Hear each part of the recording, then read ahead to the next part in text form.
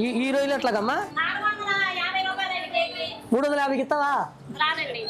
ఇచ్చే రేటు చెప్పమ్మా. నేను కొనుక్కునే రేటు లాస్ట్గా ఇవన్నీ 4 కేజీల కింద కాట కడతా. 1600 ఇస్తా. 1600గా ఎంత ఉంటే అంతే, నాకు సంబంధం లేదు. 1600 ఇచ్చేయాలి. Okay okay.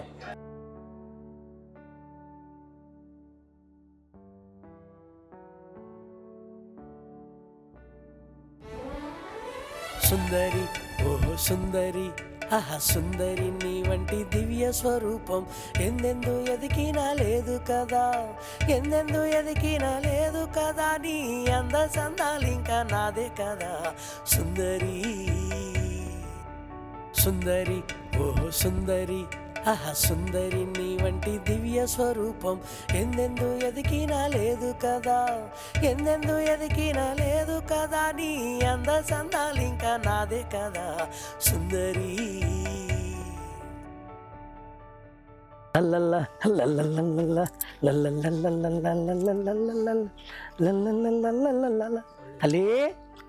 నాన్న ఏం చేస్తున్నారా?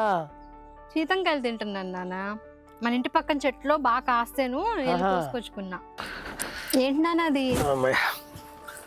మార్కెట్కి వెళ్ళారా చేపలు కొందామని, కానీ రొయ్యలు మీద కన్ను పడింది. బాగున్నాయి రొయ్యలు, అందుకని రొయ్యలు తీసుకొచ్చేసా. ఈరోజు బీరకాయ రెండు తల్లి, బీరకాయను రొయ్యలు కాంబినేషన్ బాగుంటది. సరేలే, 4 రోజులు కుదిరితే ఏపురా. ఏపుడు కూడా తిందాం అనిపిస్తుంది. నీ కుయ్యలు అయితేనే ఏపు. సరే.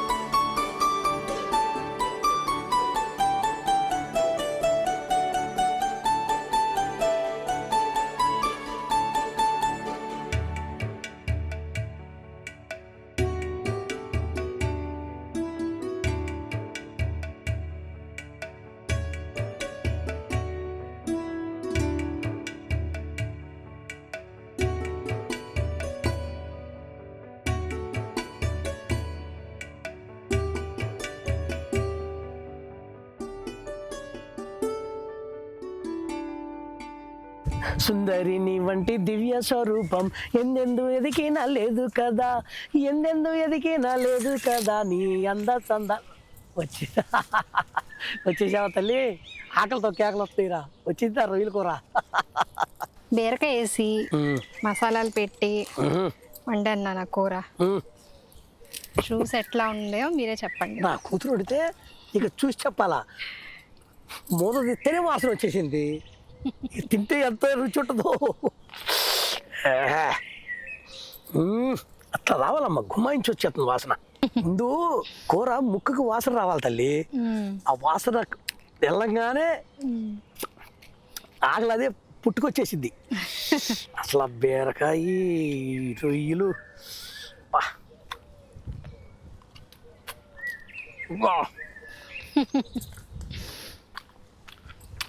అది తల్లి. బీరకాయ టేస్ట్ బాగుందా నాన్న? బీరకాయ రుచి రొయ్యలు కలిసిపోయింది. అసలు బీరకాయ తిన్నోడికి ఒకడు బీరకాయ తిన్నాడు కదా, ఆ బీరకాయ తిన్న రొయ్యలు వేసి బీరకాయ వండు. బీరకాయ చాలా మంచిది అంటమ్మా. అవునా? బీరకాయలో రొయ్య వేసేసరికి బీరకాయ రుచి రొయ్యల రుచి అదిరిపోయింది తల్లి. బా, నీకు నచ్చుతుందనే చేశాను నాన్న. చాలా బాగుందమ్మా. రొట్టె ముక్క, రొయ్య, బీరకాయ ముక్కలు,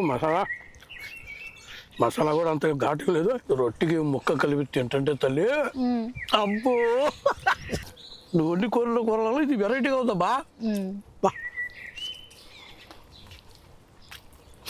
తక్కువ జొన్న రొట్టె పట్టేసింది మసాలా. మసాలా ఎట్లా పట్టిందో. అవును.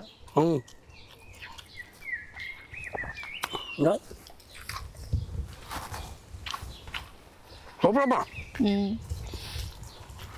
బాగున్నారు తల్లి.